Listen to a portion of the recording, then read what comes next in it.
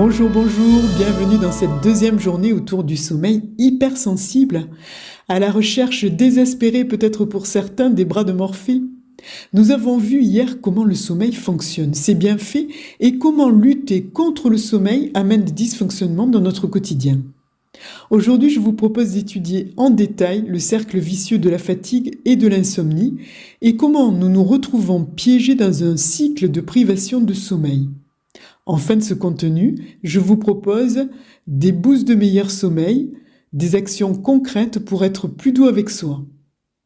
Je ne suis pas médecin et loin de moi l'idée de vous amener à substituer un traitement médical par une de ces actions.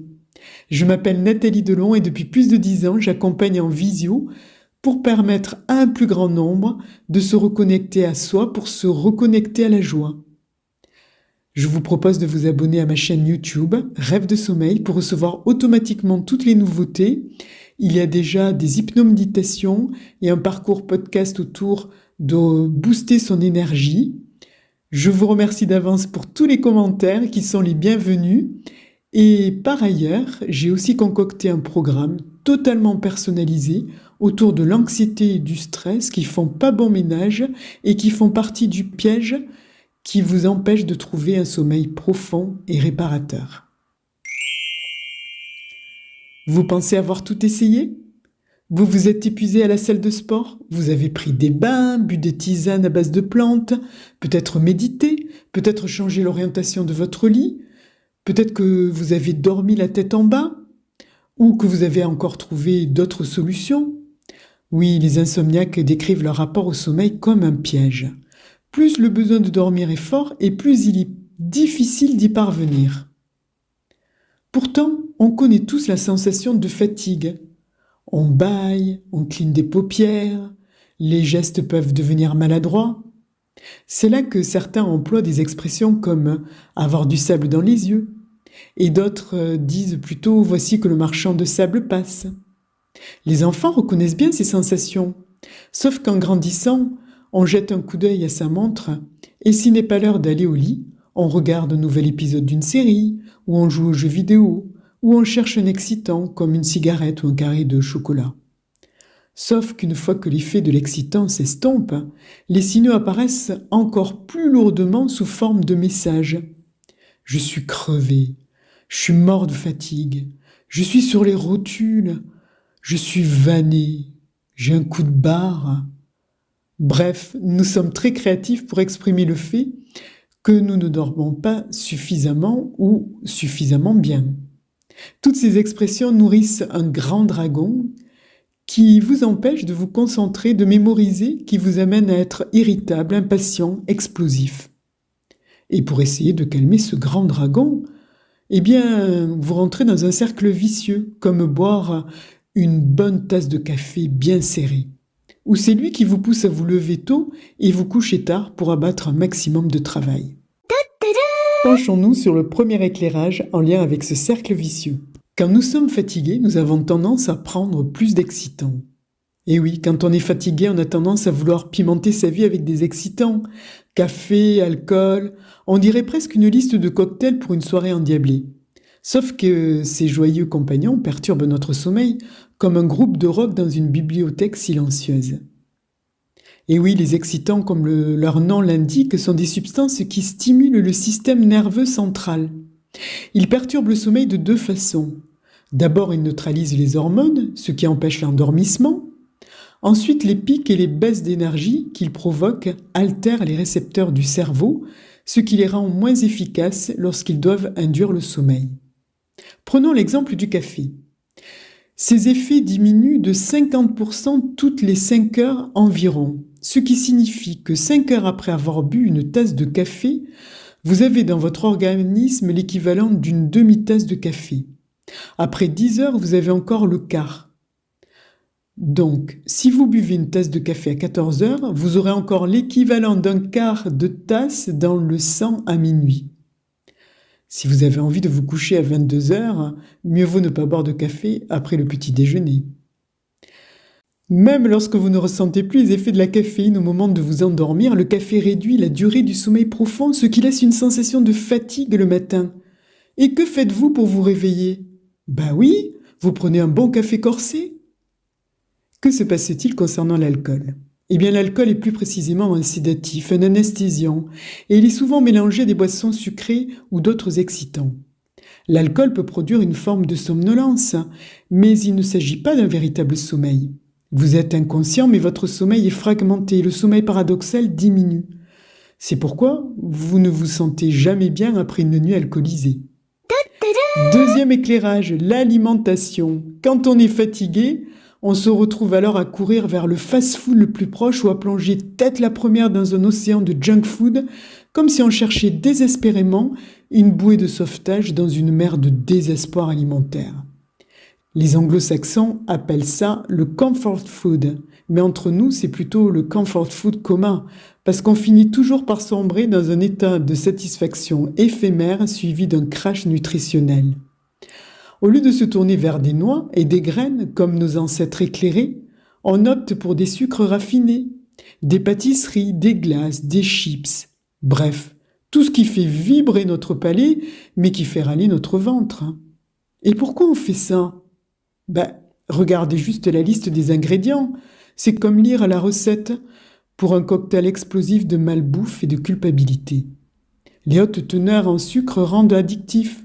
De plus en plus d'études montrent le lien entre l'alimentation et le sommeil. Une mauvaise nutrition a un impact sur le sommeil et aussi un mauvais sommeil sur l'alimentation. Il a été démontré qu'une consommation excessive de glucides augmentait le nombre de réveils nocturnes et réduisait le temps de sommeil profond. À l'inverse, le manque de sommeil pousse à manger davantage et à consommer des aliments plus caloriques, le tout sans augmenter la quantité d'exercice.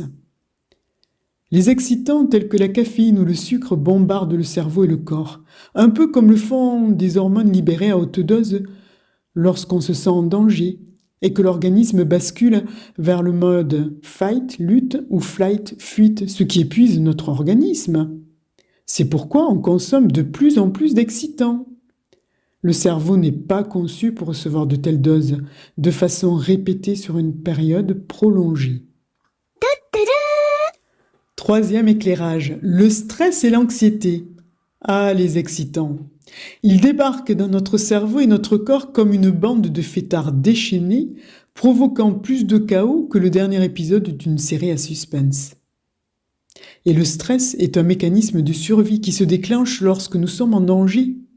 Le stress provoque la libération d'hormones qui augmentent le rythme cardiaque et envoient plus de sang dans les muscles. Cela nous permet d'être prêts à courir ou à nous battre. Ce ne serait pas un problème si c'était ponctuel. L'état d'excitation permanente provoqué par les hormones du stress retarde l'endormissement. Le manque de sommeil ajoute une couche de stress supplémentaire. C'est un cercle vicieux qui peut commencer à être rompu par la baisse des outils numériques comme les tablettes, les téléphones et autres écrans, par exemple. L'anxiété est étroitement liée au stress. Le stress est une réponse physique à des menaces extérieures, tandis que l'anxiété est un état mental qui peut être provoqué par le stress. Nos ancêtres ne se contentaient pas de réagir lorsqu'ils entendaient le rugissement du tigre. Dès qu'ils pénétraient dans son domaine, ils se mettaient en alerte. Se préparer à quelque chose qui pouvait arriver leur donnait un avantage considérable sur leur adversaire. L'anxiété et le stress ne sont pas mauvais en soi. Ce sont des éléments créés par l'homme comme une surcharge de travail, la pression sociale, le manque d'exercice physique. Éclairage numéro 4, les opinions des autres.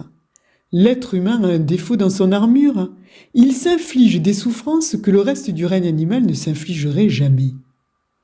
Vous avez déjà vu des animaux sauvages souffrant d'obésité ou toxicomanes? Alors comment se fait-il que l'homme soit victime de tant de maux qu'il s'inflige lui-même? Ma théorie est que l'homme s'est détourné de son instinct. L'homme a tendance à faire confiance aux opinions des autres. Lorsqu'il prend la décision basée sur des informations erronées, comme boire de l'alcool pour mieux faire face au stress, le bien-être en pâtit. La peur est à l'origine de tous les troubles du comportement. C'est elle qui rend le piège si ingénieux. Elle nous fait croire que notre pire ennemi est notre meilleur ami. C'est ce qui devrait nous aider à nous sentir en sécurité et en réalité, ce qui nous rend si vulnérables. Lorsque vous vous réveillez épuisé, le grand dragon vous souffle que vous avez besoin d'une bonne tasse de café. Pourtant, vous savez que la caféine est l'ennemi numéro 1 du sommeil. Alors rappelez-vous, la prochaine fois que le grand dragon de la fatigue vous souffle de boire du café, dites-lui d'aller se faire voir chez les insomniaques. Et maintenant, le moment des meilleurs boosts pour un meilleur sommeil.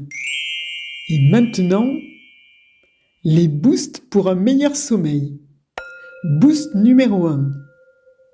Je vous propose de vous défaire de l'illusion suivante. Le mythe selon lequel boire, fumer, manger des cochonneries, jouer, brûler la chandelle par les deux bouts procure du plaisir ou sert de béquille.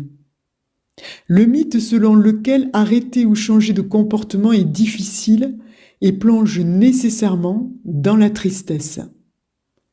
Donc, à vous de jouer. Boost numéro 2. Je vous propose de noter des habitudes que vous avez prises en matière d'alimentation ou mode de vie. Alors, je vais prendre un exemple, c'est le sport. Est-ce que vous faites un peu d'exercice chaque jour ? Savez-vous qu'une activité physique régulière augmente les chances de bien dormir ? C'est particulièrement bénéfique pour les phases profondes de sommeil, pendant lesquelles le cerveau et le corps se régénèrent. L'exercice améliore l'humeur, ce qui favorise également le sommeil. Inutile de courir des kilomètres ou de passer des heures à la salle de sport, une pratique modérée suffit pour améliorer le sommeil. Une petite promenade de 30 minutes peut faire toute la différence. Si vous avez l'habitude de faire du sport ou de faire un effort physique, eh bien je vous pose la question suivante. Avez-vous l'habitude de faire des efforts physiques intenses en fin de soirée ? Une pratique sportive régulière est essentielle pour l'esprit, le corps et le sommeil, mais faire de l'exercice trop tard peut causer des problèmes. Quand on repousse son repas du soir pour faire une séance de sport, on dîne souvent tard, ce qui n'est pas idéal. Fournir un effort intense libère des endorphines qui stimulent l'activité cérébrale et cela peut retarder l'endormissement. Eh bien, dans le prochain volet, nous plongerons plus profondément dans les stratégies spécifiques adaptées aux besoins des personnes dites hypersensibles. Nous explorerons comment leur réalité unique peut être influencée par les mécanismes du sommeil. Préparez-vous à une plongée plus détaillée dans cet univers fascinant du repos et de la récupération pour les âmes délicates. Je vous souhaite que vos rêves soient aussi vastes que l'univers et aussi doux que le baiser de la lune. Bonne nuit à tous et à demain!